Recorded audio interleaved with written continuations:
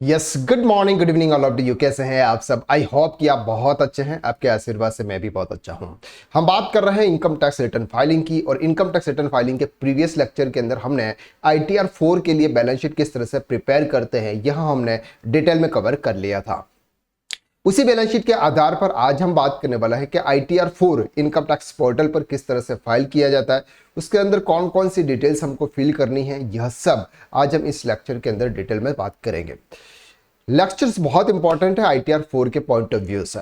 देखिए यहां पर हमने जो भी प्रीवियस में जो बैलेंस शीट बनाई थी प्रीवियस लेक्चर के अंदर, अगर वो लेक्चर अगर आपने देखा है तो ही आपको ये वाला लेक्चर समझ में आएगा। तो इससे बेटर ये रहेगा कि आप इस लेक्चर को देखने से पहले एक बार, अगर वो लेक्चर अगर आपने प्रीवियस में नहीं देखा है तो एक बार वो लेक्चर आप जरूर देख लें। चलिए शुरू करते हैं हम आज की इस क्लास को। हमारे पास में सर ये है इनकम टैक्स का पोर्टल। सबसे पहले हम इनकम टैक्स पोर्टल पर लॉगिन करेंगे। लॉगिन करने के लिए सर आपके पास में अलग अलग ऑप्शंस हैं, तो हम यहाँ पर अपने हिसाब से लॉगिन करते हैं। यानी ऑप्शन तो क्या है सर कि पैन नंबर आपको यहाँ पे इंटर करना है। जैसे हम यहाँ पर पैन नंबर इंटर करेंगे, आपको यहाँ पे क्लिक करना है और आपको यहाँ पर पासवर्ड से क्या करना है, लॉगिन कर लेना है। तो यहाँ पर हम पासवर्ड इंटर करेंगे।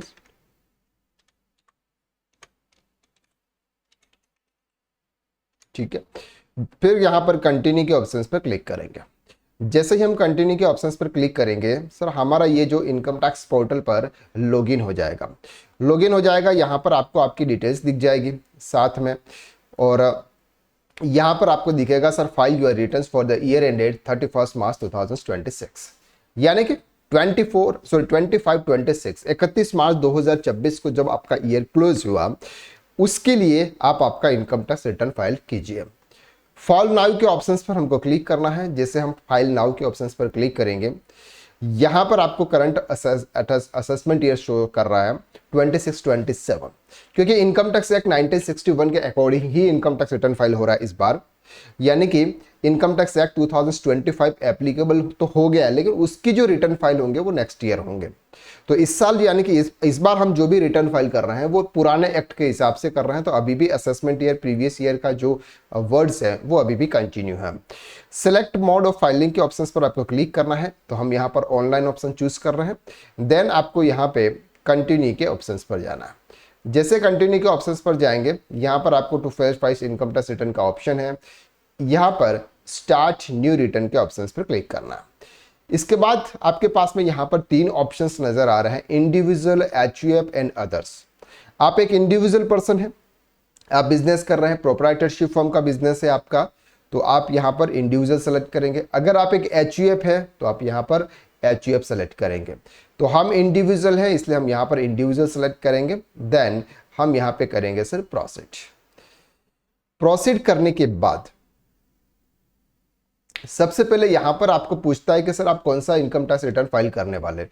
यानी कि अभी कि अगर हम बात कर रहे हैं तो सिर्फ आईटीआर 1 और आईटीआर 4, आईटीआर 1 और आईटीआर 4 फाइनेंशियल ईयर 25-26 के लिए इनकम टैक्स पोर्टल पर लाइव हुए हैं।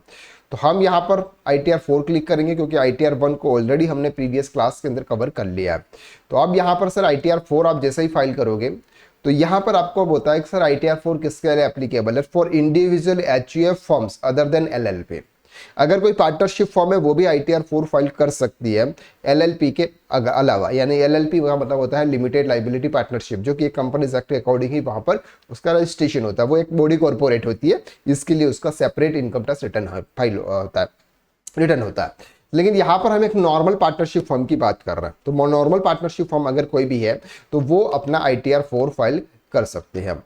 Then resident having total income up to ₹50 lakh, income from business and profession which is compute under section 44 AD, ADA and AE के through अगर आप कर रहे हैं तो यहां पर आएगा। दूसरा हमने यहां पर देखा था कि अगर कोई लॉन्ग टर्म कैपिटल गेन है, कहां से, इक्विटी शेयर से 112A के अंदर कितना, 1,25,000 तक का, वो भी आप यहां पे शो कर सकते हैं। Do not for individual who is either director company, जो कि हमने प्रीवियस क्लास के अंदर डिटेल में कवर कर लिया था। अब सर यहां पर हम करेंगे प्रोसीड विथ आईटीआर 4। जैसे प्रोसीड विथ आईटीआर 4 करेंगे, यहां पर सेम डिटेल्स ओपन हुई है जो आपके इनकम टैक्स आईटीआर 1 के अंदर हुई थी।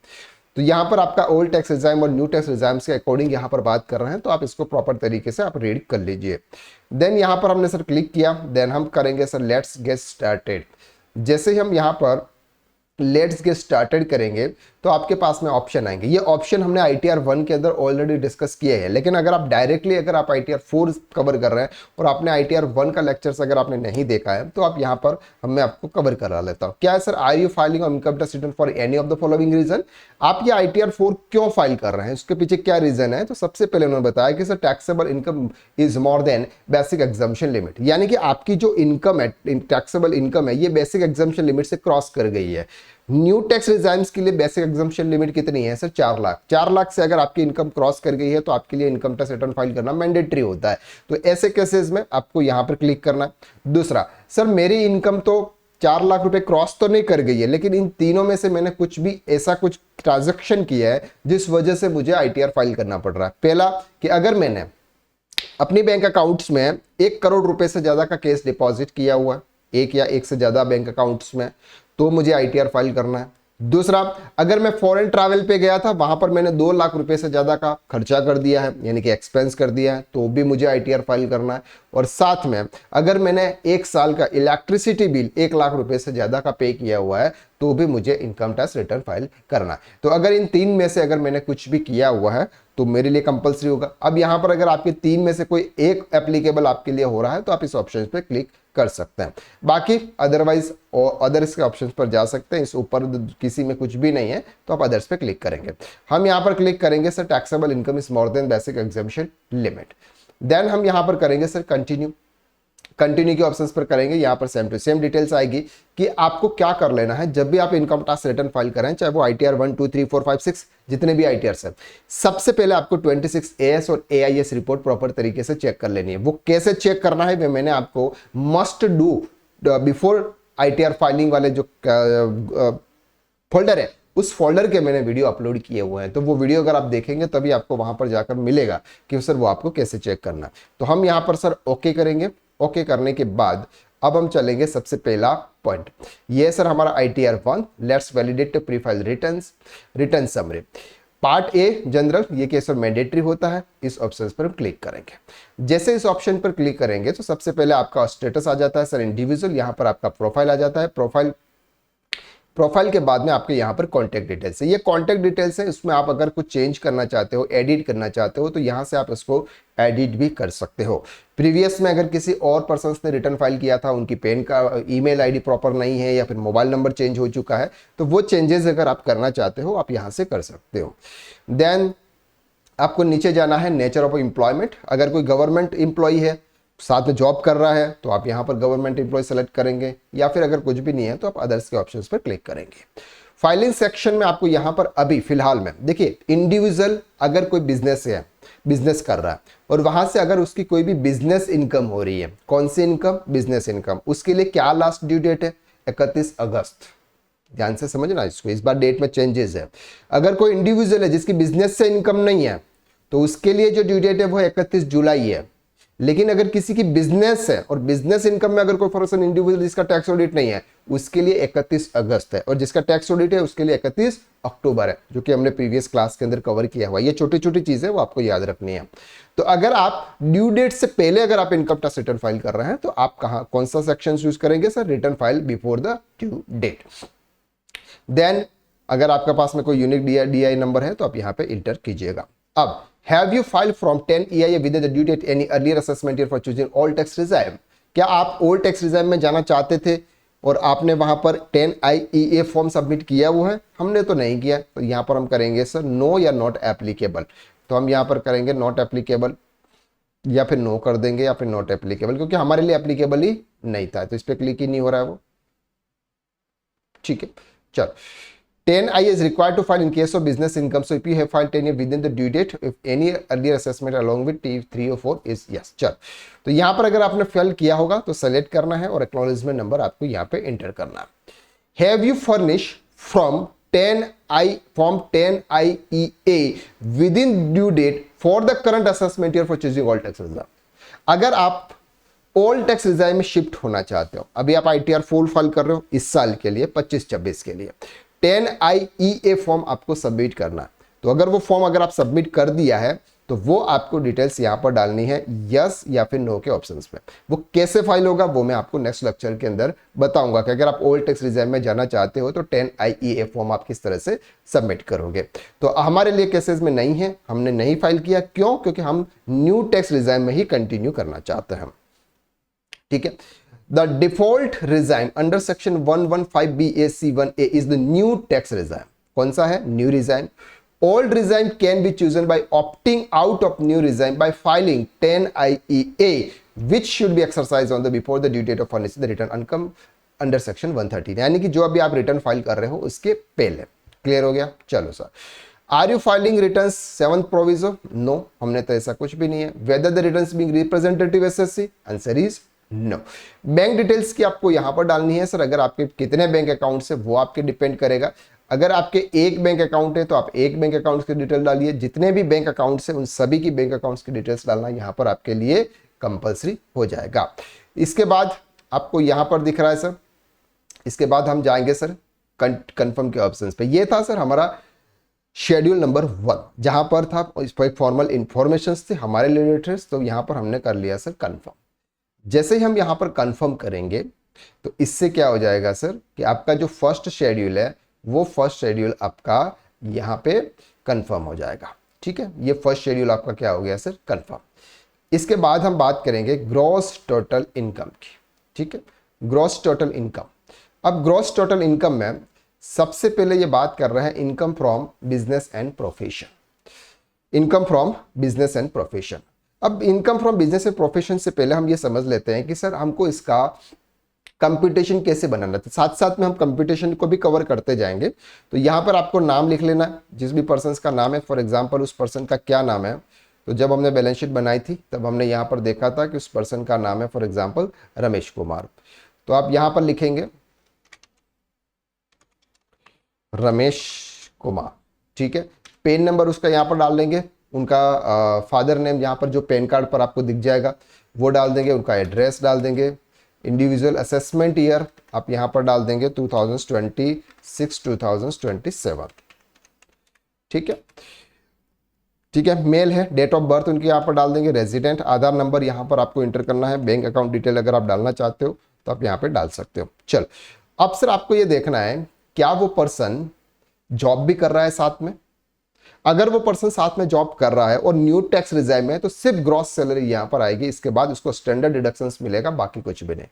तो हम ये मान के चलते हैं कि सर ये जॉब के साथ साथ में बिजनेस के साथ साथ में जॉब भी कर रहा है और इसकी सैलरी है फॉर एग्जाम्पल 1,80,000 रुपीज, यानी कि साल के 1,80,000 रुपये, और माइनस होगा सर आपका यहाँ पर 75,000। क्यों? क्योंकि सर वो old tax new tax regime में, इसलिए 75,000 रुपीज आपको यहाँ पर होगा। तो 1,05,000 रुपीज क्या हो जाएगी सर? उसकी नेट इनकम आ जाएगी। ठीक है, 1,05,000 रुपीज क्या आ जाएगी सर? उसकी नेट इनकम। ये भी कितना हो गया? 1,18,00,000 हो गया क्या? चल, तो 1,05,000 फॉर एग्जाम्पल हम ये मान के चलते हैं कि उसकी सैलरी से इनकम हो रही है। अब बात करते हैं बिजनेस एंड प्रोफेशन की। अब इंस्टीट्यूट नेम, अब यहां पर से उसका बिजनेस क्या है, उस बिजनेस का आप यहां पर नाम लिख लीजिएगा। तो फॉर एग्जाम्पल हमने लाभ लिया अक्सर XYZ company, XYZ for example उसका नाम लिख लिया। टोटल सेल्स उसका कितना है सर? टोटल सेल्स कितना है? तो सेल्स हमने कहां से लिया था? GST से लिया था, तो आपको GST वाला जो सेल्स है वही लेना है। तो यहां पर सेल्स कितना है उसका? 48 लाख। अब इस 48 लाख में आपको ये डिसाइड करना है कि मुझे मेरा बैंक से सेल कितना है। ठीक है, मुझे ये डिसाइड करना है कि मेरा बैंक से सेल कितना है। तो ठीक है, प्रॉफिट ड्यूर 8%, अगर हम ये मान के चले कि यहां पर सर अब 8% ऑन 40 लाख, ठीक है, 8% ये मान के चले कि सर 6%। ठीक है, हम ये मान के चलते हैं कि 6% ऑन 48 लाख, 6% ऑन 48 लाख, तो ये कितना कवर हो जाएगा सर? 40 लाख। तो 40 लाख इंटू 6 डिवाइडेड बाय 100, तो 2,40,000 हो गया। ठीक है, एंड अब यहां पर हम मान लेंगे कि सर बैंक से अगर कोई इनकम, यहां पर आप मान लेंगे कि सर ऐसे कर लेते हैं, यहां पर थोड़ा सा चेंज कर लेते हैं।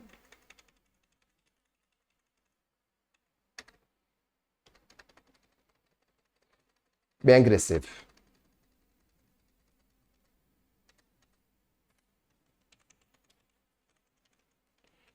ठीक है, बैंक रिसिप्ट हो गया।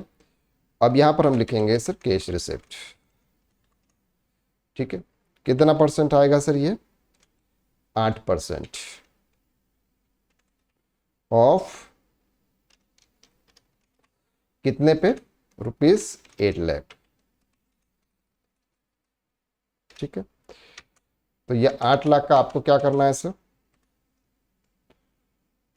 8 लाख इंटू 8/100, ठीक है।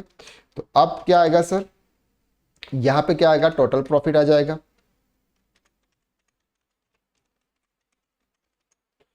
टोटल प्रॉफिट कितना आ जाएगा? इन दोनों को सम कर लेंगे, ठीक है। अब यहां पर हम लेंगे profit as per profit and loss account, profit as per profit and loss account जो भी हमने बनाया, ठीक है। तो हमारे हिसाब से सर प्रॉफिट कितना आया? तो यह हमने कैलकुलेट किया था, तो यहां हम देखेंगे सर हमारा प्रॉफिट कितना है? 5,78,000। तो हम यहां पर लिखेंगे सर 5,78,000, 5,78,000।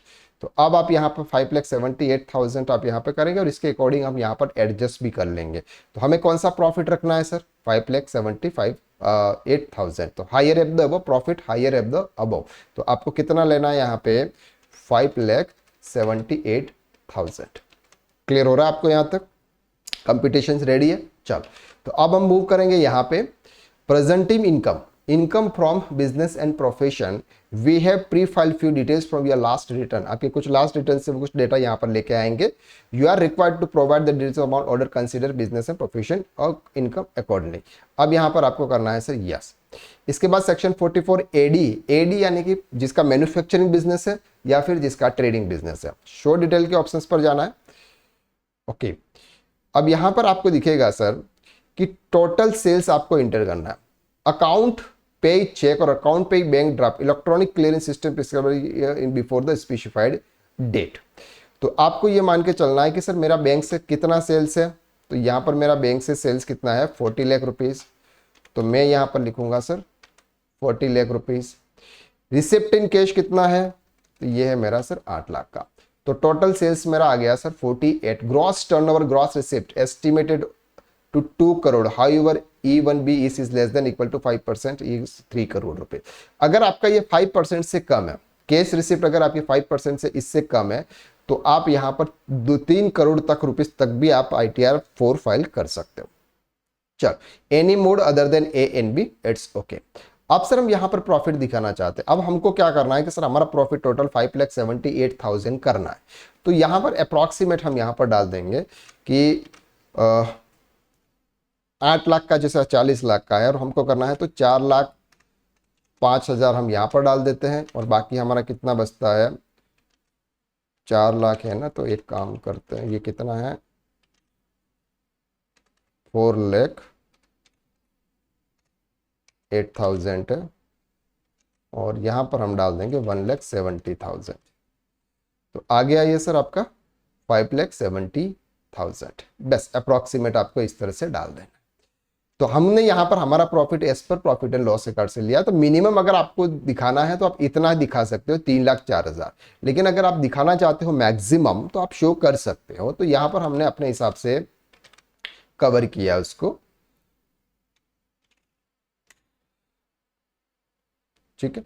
चल, तो यहां पर सर आपका आ गया, ये किसका आ गया? ये आ गया सेक्शन 44 एडी के अंदर। आपको सिंपल इतनी ही डिटेल्स डालनी है फिलहाल में सेल्स रिलेटेड। सेल्स रिलेटेड कैसे डालना है कि आपका टोटल सेल्स कितना है, जिसमें आपने बैंक रिसिप्ट कितना किया हुआ है और जिसमें कैश रिसिप्ट कितना है, यह आपको ढूंढना पड़ेगा, फिगर आउट करना पड़ेगा, ठीक है।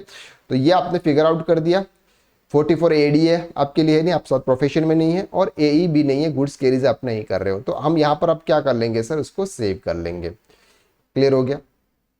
तो ये डिटेल सर हमारी यहाँ पर क्या हो जाती है? फिल हो जाती है। Business from drop down. Okay okay okay okay okay okay okay okay. अच्छा, यहाँ पर आपको कुछ बिजनेस की डिटेल डालनी है, सॉरी। तो नेम ऑफ बिजनेस हम यहाँ पर इंटर करेंगे। तो हमारा बिजनेस क्या है सर, XYZ है। बिजनेस कोड क्या है, तो यहाँ पर आपको बिजनेस कोड यहाँ पर लिखना है कि सर मेरा फॉर एग्जांपल मेरा कोई ट्रेडिंग का बिजनेस है, ठीक है। तो मैं ट्रेडिंग की अगर मैं बात करूँ, दाल मालिंग की मैन्युफैक्चरिंग है, ये मैन्युफैक्चरिंग अगर कोई ट्रेडिंग बिजनेस है, इतने सारे कोड्स है यहाँ पर, तो आप अपने हिसाब से चूज करेंगे। अच्छा,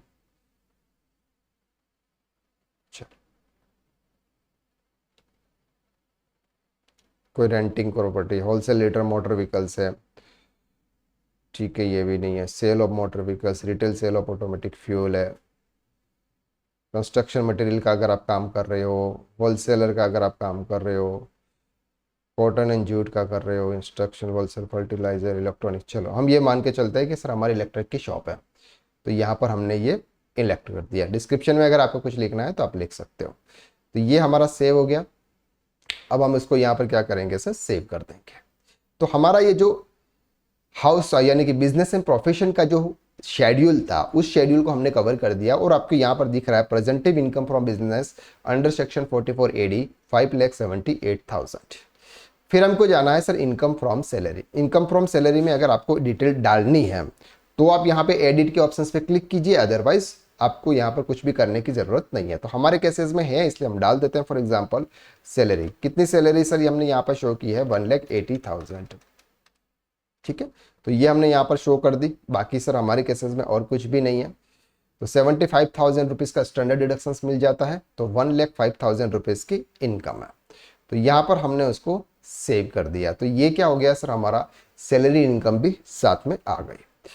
इसके बाद आएगा sir income from house property. Income from house में यहाँ पर आपको दो चीज़ें ध्यान रखनी है कि अगर आपकी जो भी जिसका भी आप रिटर्न फाइल कर रहे हो, क्या उन्होंने अपनी प्रॉपर्टी को रेंट पर दिया है। अगर उनका रेंट उनके बैंक अकाउंट में आ रहा है, इसीलिए बोलते हैं कि जब भी आप किसी भी पर्सन का इनकम टैक्स रिटर्न फाइल करते हो तो इसका बैंक स्टेटमेंट चेक करना आपको जरूरी है।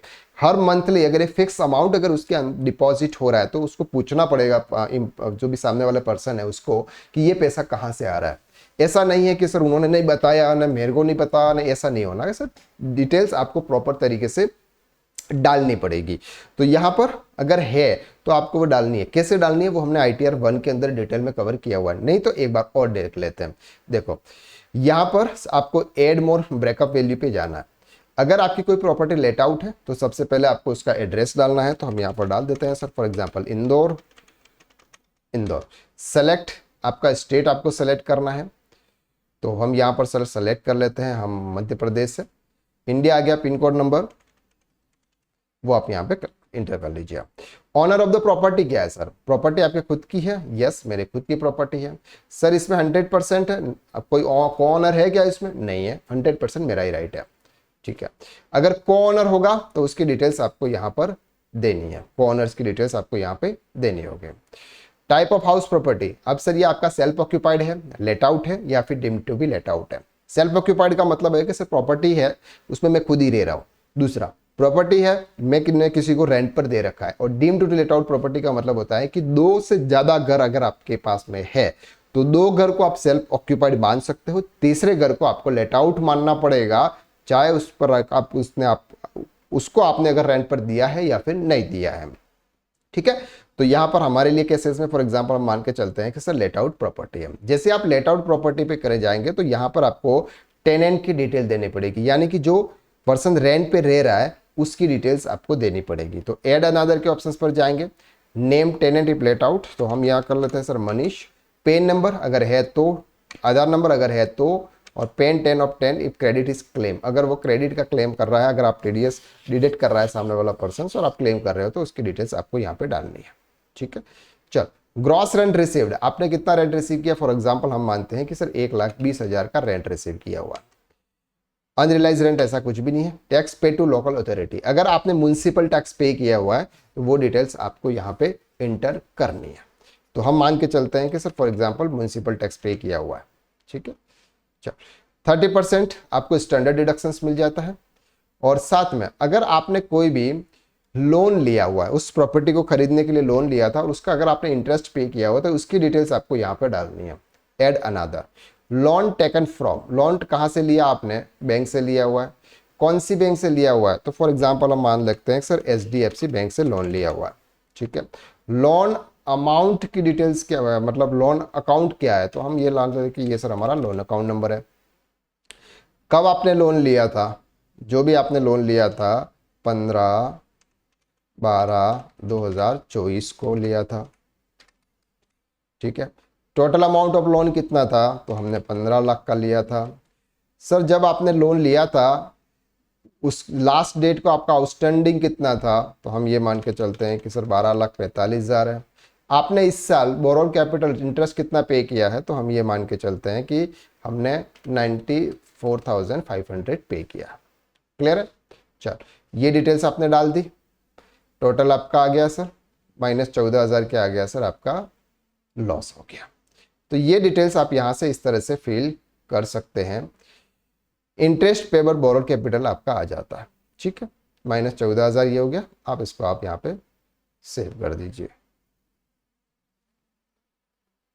कॉर्नर क्या है,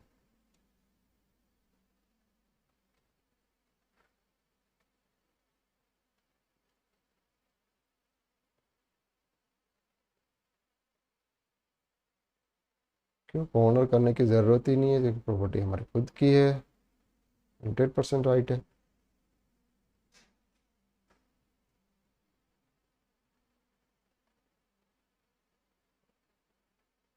ओके, अच्छा यहाँ प्रॉपर्टी को हमने कौन किया हुआ है, इसलिए डिटेल पूछ रहे हैं, तो हम यहाँ करेंगे सर ये प्रॉपर्टी हमारे खुद की है, तो फिर डिटेल्स नहीं पूछेगा, ठीक है, सॉरी। चलो, तो ये क्या हो गया सर, हमारा हाउस प्रॉपर्टी का जो शेड्यूल था वो हमने कवर कर लिया। अगर सेल्फ ऑक्यूपाइड है तो उसको आपको कहीं भी दिखाने की जरूरत नहीं है ओल्ड टेक्स रिजर्व में। क्यों नहीं है, क्योंकि सर सेल्फ ऑक्यूपाइड पे वैसे भी इंटरेस्ट का डिडक्शन तो आपको मिलता नहीं है, और उस लॉस को आप कहीं सेट ऑफ भी नहीं कर सकते, ना उसको कैरी फॉरवर्ड कर सकते हैं, तो फिर मतलब ही नहीं है, ठीक है। चल अब बात करते हैं sir income from other sources की। अगर आपके अदर सोर्सेज से कोई इनकम हो रही है, जैसे हमने यहाँ पर देखा था कि सर हमारे इनकम फ्रॉम अदर सोर्सेज, ये हमारी इनकम है, क्या है सर, जिससे हमने यहाँ पर देखा था ये इंटरेस्ट इनकम है, इंटरेस्ट इनकम। अब एक और चीज समझना, वहां पर थोड़ा सा हमसे मिस्टेक हुई है। क्या मिस्टेक हुई है कि इंटरेस्ट इनकम आपकी कितनी है 2350, जबकि ये इसमें इंक्लूड है, नेट प्रॉफिट में आपकी ये वाली इनकम भी इंक्लूड है, तो उसको आपको यहाँ पर 5,78,000 को 2350 से कम करना पड़ेगा। चलो तो एक बार यहाँ कर लेते हैं हम, interest from saving bank account, ठीक है। तो एक ही इनकम है हमारे पास में, अगर आपकी और ज़्यादा है तो आप शो कर सकते हैं सर। तो यहाँ पर हम सेव के ऑप्शंस पर जाएंगे, तो यहाँ पर हमारी सब इनकम होगी। एक बार हम सैलरी यहाँ पर इसको थोड़ा सा और देख लेते हैं, सॉरी सैलरी वाला नहीं था ना, इसको तो सेव करना पड़ेगा, ये था।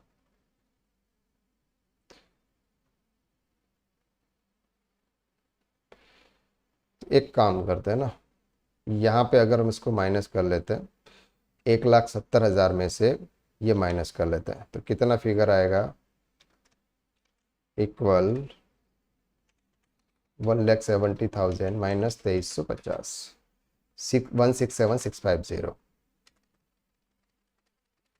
1,67,650, ठीक है, 5,75,650। अब इसको हम यहाँ पर कर देंगे सेव, और यहाँ पर जब हम कंप्यूटेशन बनाएंगे, तो कंप्यूटेशन जब हम बनाएंगे तो यहाँ पर हम लिखेंगे less interest receive income other sources. Clear, तो यहाँ पर हम कर लेंगे -2,3 कितना था 2,350, 2,350,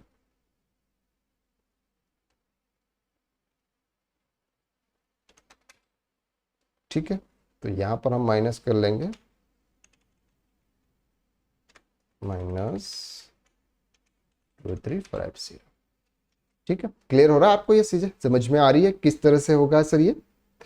अगर यहाँ पे कोई भी एक्सपेंसेस अगर मैंने पर्सनल नेचर का फॉर एग्जांपल बुक कर दिया होता, कोई एक्सपेंसेस पर्सनल नेचर का मैंने बुक कर दिया होता, तो उसको ऐड बैक करते, क्या करते, ऐड बैक करते। क्लियर, चलो तो यहाँ पर हमने शीट 1 पर क्लियर कर दिया। इनकम फ्रॉम अदर सोर्सेज में हम यहाँ पर लिख लेंगे सर, ट्यूशन फीस हटा देते हैं और 2350 ये हमारी इनकम आ जाएगी। ओके, तो टोटल इनकम आपकी यहाँ पर आ जाती है सर 683,000। अब यहाँ पर सर हाउस प्रॉपर्टी का अगर आप दिखाना चाहते हो तो आप यहाँ पर बीच में ऐड कर सकते हो, अगर हाउस प्रॉपर्टी का दिखाना चाहते हो। अदरवाइज देखो इसका कोई मतलब नहीं है, क्योंकि यहाँ पर वैसे भी 14,000 माइनस में इनकम है, ना तो ये कैरी फॉरवर्ड होगा, ना ये किसी और लॉस के सामने सेटअप होगा। ठीक है, तो ये आपकी आ गई सर 6,83,000 आपकी टोटल इनकम आ गई। चलो, तो अब हम यहाँ पर इसको कर लेते हैं sir confirm. Okay, got it. अब आगे मूव करते हैं, डिस्क्लोज एग्जेम्प्टेड इनकम। सर अगर आपने कोई एग्जेम्प्टेड इनकम है तो वो आप यहाँ पे, सॉरी हाँ, डिस्क्लोज एग्जेम्प्ट इनकम, अगर कोई एग्जेम्प्टेड इनकम है तो वो आपको यहाँ पे शो कर सकते हो। अब यहाँ पर आपको कुछ डिटेल्स प्रोवाइड करनी है सर। क्या प्रोवाइड करनी है, कुछ डिटेल्स प्रोवाइड करनी है। सबसे पहले financial particular of business E11 to E25 furnish 31 March, balance sheet जो हमने बनाई थी उसकी डिटेल्स है। तो एडिट के ऑप्शंस पर जाएंगे, पार्टनर्स मेंबर्स ऑन कैपिटल, तो यहाँ पर हमने देखा था बैलेंस शीट हमारी रेडी है, तो यहाँ पर हमारा कैपिटल है ये रहा 10,73,080, तो 10,73,800। ठीक है, सिक्योर्ड लोन आपका कितना है सर, सिक्योर्ड लोन आपका बिल्कुल कुछ भी नहीं है। अनसिक्योर्ड लोन कितना है सर, मेरा 1 लाख रुपए का लोन है, 1 लाख रुपए हो गया सर। मैंने किसी को एडवांसेस दे रखे हैं क्या, नहीं। सन्डी क्रेडिटर्स है क्या मेरे, यस सर है सन्डी क्रेडिटर्स 1,34,500, 1,34,500।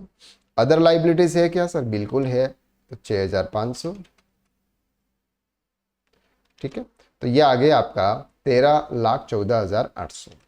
इसके नीचे जाएंगे सर आप, फिक्स एसेट, फिक्स एसेट है सर मेरे पास में कितना, 4,50,000 का। इन्वेस्टमेंट कुछ भी नहीं है। इन्वेंट्रीज, यस इन्वेंट्रीज है मेरे पास में सर, एक 3,18,800। सो इन्वेस्टमेंट तो जीरो है, 3,18,800। सन्डी डेटर्स है क्या, बिल्कुल है sir, 2,71,500। Balance with bank, bank में बैलेंस कितना है, ये अमाउंट कंपलसरी डालना है, ध्यान रखना इस बार, 124,500। कैश में आपके पास में कितना है, 50,000। लोन्स एंड एडवांसेस कितना आपके पास में, 1 लाख। ठीक है, तो ये आपने क्या डाल दिया सर, बैलेंस शीट की डिटेल डाल दी। ये पूरी जो आपने बैलेंस शीट प्रिपेयर की थी ना, उसी की डिटेल्स यहाँ पर आपने डाल दी।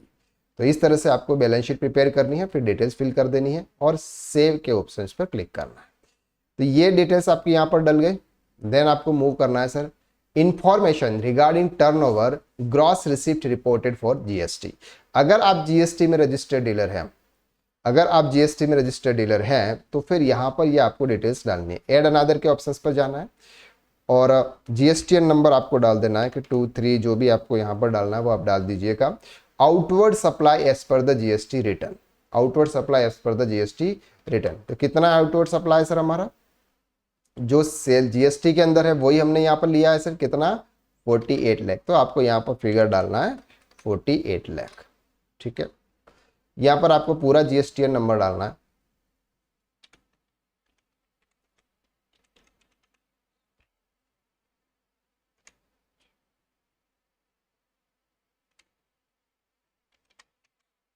ठीक है, कुछ भी अपन ने डाल दिया, फिर सेव के ऑप्शंस पर क्लिक कर देना। क्लियर है, तो यहाँ पर ये डिटेल्स आ गई। अब एक और चीज, एक और अगर आपका बिजनेस है तो कुछ जीएसटी एक पेन के ऊपर एक से ज्यादा जीएसटीआर नंबर अगर है किसी के, तो उसका आईटीआर एक ही फाइल होगा क्योंकि पेन नंबर एक है। लेकिन बिजनेस अगर दो है, दोनों के जीएसटीआर नंबर अगर सेपरेट है, तो दोनों की डिटेल्स आपको यहाँ पर डालना जरूरी है। क्लियर हो रहा है आपको यहाँ तक? चल, तो यहाँ पर हमने डाल दी। सर एग्जेम्प्टेड इनकम आपकी कोई है क्या? अगर है तो आप यहाँ पे डालिएगा। कंफर्म के ऑप्शंस पर हम यहाँ पर क्लिक कर देंगे। तो हमारा ये वाला शेड्यूल्स भी क्या हो गया सर? कंप्लीट। अब बात कर रहे हैं sir long term capital gain under section 112A। अगर आपने कोई भी इक्विटी शेयर परचेस किए हुए हैं और 12 महीने से ज्यादा अगर आपने होल्ड किया हुआ है और उस पर 1,25,000 रुपए तक का प्रॉफिट है, तो उसको आप ITR 4 के अंदर शो करेंगे। तो यहाँ पर आप डिटेल डालने का ऑप्शन है, डिटेल डालेंगे। सेल्फ कंसिडरेशन कितना है, फॉर एग्जाम्पल हम मान के चलते हैं कि सर 1 लाख है। एक्विजिशन कॉस्ट कितना है, फॉर एग्जाम्पल 80,000 है, और 20,000 का हमको फॉर एग्जांपल प्रॉफिट हुआ। सिंपल डिटेल, और ज़्यादा इतना वो नहीं करना। अब बात कर रहे हैं सर टोटल डिडक्शंस। आपके कुछ डिडक्ट हुआ है क्या? क्या डिडक्ट हुआ है सर? सॉरी, आपने कुछ ऐसे इन्वेस्टमेंट किए हैं जहां पर आपको उसका डिडक्शंस मिल रहा है। तो एक डिडक्शंस मिलता है कि अगर कहीं जॉब कर रहे हो आप, अगर कहीं जॉब कर रहे हो और एम्प्लॉयर ने कॉन्ट्रीब्यूट किया हुआ है एनपीएस के अंदर, नेशनल पेंशन स्कीम के अंदर, एम्प्लॉयर ने कंट्रीब्यूट किया, तो वो आपको डिटेल यहाँ पर डालनी है, ATCCD सबसेक्शन 2। अगर आपने कहीं अग्निपथ स्कीम में किया हुआ, एनी अदर डिडक्शंस अगर कोई है तो आप यहाँ पर डालिए। हमारे केसेस में कुछ नहीं है, कंफर्म के ऑप्शंस पर हम क्लिक करेंगे। इसके बाद बात करते हैं सर टैक्स पेड। आपका क्या क्या टैक्स पेड है? क्या आपका किसी ने TDS डिडक्ट किया था? वो डिटेल्स आपके यहाँ पर आ जाएगी। क्या आपका किसी ने सैलरी पर TDS डिडक्ट किया या अदर देन सैलरी किया है? डिटेल आपके आ जाएगी। Details of tax deducted source, अगर कोई फॉर्म 16C 16D के रिलेटेड है तो वो डिटेल्स आ जाएगी। किसी ने TCS कलेक्ट किया हुआ है तो वो डिटेल्स आ जाएगी। या फिर अगर आपने एडवांस टैक्स पे किया है, फिर सेल्फ असेसमेंट टैक्स पे किया हुआ। एक चीज और ध्यान रखना कि ITR 4 के अंदर एडवांस टैक्स कितना जमा कराना है। 100% एडवांस टैक्स जमा कराना है आपको 15 मार्च को, 100% पूरा। अगर नहीं जमा कराते हो तो फिर बाद में जब आप टैक्स पे करने की लाइबिलिटी आएगी तो उसके ऊपर इंटरेस्ट चार्ज होगा आपका। क्या होगा? इंटरेस्ट 234 के अंदर इंटरेस्ट चार्ज होगा। तो जो भी डिटेल्स है वो डिटेल्स ऑटोमेटिकली आपके यहाँ पर आ जाएगी। अगर आपको कोई टैक्स पे करना हुआ, सेल्फ असेसमेंट डिटेल्स अगर आपको यहाँ पे फिल करनी है तो आप कैसे करेंगे? यहाँ पर आपको BSR कोड जो कि आपके चालान पे आ जाएगा, डेट ऑफ डिपॉजिट आ जाएगी, चालान नंबर आ जाएगा, टैक्स पेड आ जाएगा, फिर आपको यहाँ पे सेव कर लेना है। क्लियर? चलो, तो हमारे केसेस में फॉर एग्जाम्पल अभी कोई भी टैक्स डिडक्ट नहीं किया हुआ है, इसलिए हम इसको कन्फर्म कर लेते हैं। टोटल टैक्स लाइबिलिटी आपकी यहां पर कैलकुलेट होगी सर। कैसे कैलकुलेट होगी? 7,03,000 है, और यहां पर हम देखेंगे कि 7,03,000 को कैसे किया हुआ है उन्होंने, 14,500। तो हम भी यहां पर अपने कंप्यूटेशन के अंदर अगर करना है तो कर सकते हैं। कैसे कर सकते हैं सर? यहां पर तो 4 लाख तक तो कुछ भी टैक्स नहीं है, देन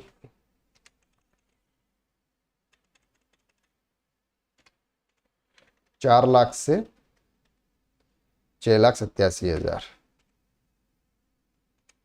सॉरी 83,000, उस पर कितना परसेंट? 5%। तो ये आ जाएगा आपका टैक्स 14,150। क्लियर? टोटल टैक्स आपका आ गया 14,150। रिबेट आपको मिल जाएगी सर 14,150 की। तो टैक्स पेबल कितना आ जाएगा? 0। न टैक्स रिफंड है, न टैक्स आपका पेबल है। क्लियर? चलो, तो ये सभी डिटेल्स यहाँ पर ये टेस्ट है, देखो 234, 234B, 234C इनके इंटरेस्ट है। तो टोटल टैक्स पेनल्टी भी आपके लिए कुछ भी नहीं है। अब यहाँ पर आप करेंगे सर कंफर्म। कंफर्म हमने कर लिया, यानी कि ITR 4 से रिलेटेड सभी शेड्यूल्स को हमने यहाँ पर कंप्लीट कर लिया। अब हम करेंगे सर प्रोसीड टू वेरिफिकेशन। पहले एक बार वेरीफाई कर लीजिएगा अपनी सभी इनकम्स को, देन यहाँ पर आपका ये आ गया। इसके बाद आपको यहाँ पर करना है सर प्रीव्यू। तो यहाँ पर आपको मिलेगा सर प्रीव्यू इसका, देन आप सब सेल पे जाएंगे, इंदौर फिल करेंगे और प्रोसीड टू वैलिडेशन। जैसे वैलिडेट हो जाएगा फिर आप इसको क्या करेंगे? फाइल करेंगे। क्लियर हो गया? तो इस तरह से आप फाइल करेंगे सर ITR 4। तो ITR 4 फाइल करने के लिए हमने डिटेल्स में कवर किया, हमने बैलेंस शीट भी बनाई, एक्सेल शीट भी बनाई, यानी कि कंप्यूटेशन भी हमने बनाया, और कंप्यूटेशन के साथ साथ में हमने अपनी बैलेंस शीट्स के अकॉर्डिंग ITR 4 फाइल किया। अब इससे ज्यादा ITR 4 के अंदर कुछ भी नहीं हो सकता। हमने सैलरी को भी ले लिया, हाउस प्रॉपर्टी को भी ले लिया, 112A को भी ले लिया, बिजनेस को भी ले लिया, अदर सोर्सेस को भी हमने यहाँ पे कवर कर लिया। आई होप कि यहां तक आपको सब कुछ इजीली क्लियर हो चुका है। अगर आपके कुछ भी डाउट्स आते हैं तो आप लाइव क्लासेस के अंदर आप जरूर पूछिएगा। चलिए आज के लिए बस इतना, नेक्स्ट लेक्चर्स में फिर मुलाकात करता हूं, तब तक के लिए thank you so much, have a nice day.